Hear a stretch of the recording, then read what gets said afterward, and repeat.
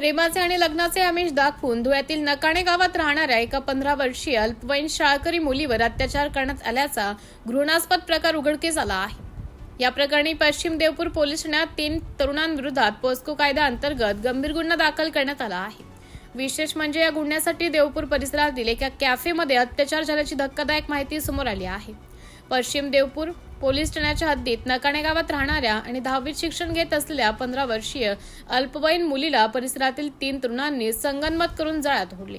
गेल्या 11 महिन्यांपासून हा धक्कादायक प्रकार सुरू होता। एका तरुणाने अगोदर तिला प्रेमाच्या जाळ्यात ओढून तिच्याशी जवळीक साधली, मात्र त्याच्या चुकीच्या सवयी आणि व्यसनहीनता लक्षात आल्यावर पीडितेने मुलीने त्याच्यापासून दुरावा निर्माण केला।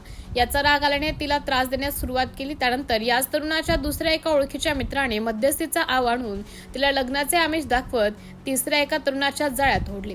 पीडितेच्या अज्ञाताचा गैरफायदा घेत देवपूर भागातील एका कॅफेत घेऊन जात तिच्यावर वारंवार अत्याचार करण्यात आले।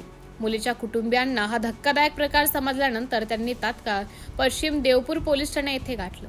पोलिसांनी या प्रकरणाचे गांभीर्य आणि संवेदनशीलता ओळखून तिन्ही संशयित आरोपींविरुद्ध बाल लैंगिक अत्याचार प्रतिबंधक कायद्यानुसार पॉस्को गुन्हा दाखल केला आहे।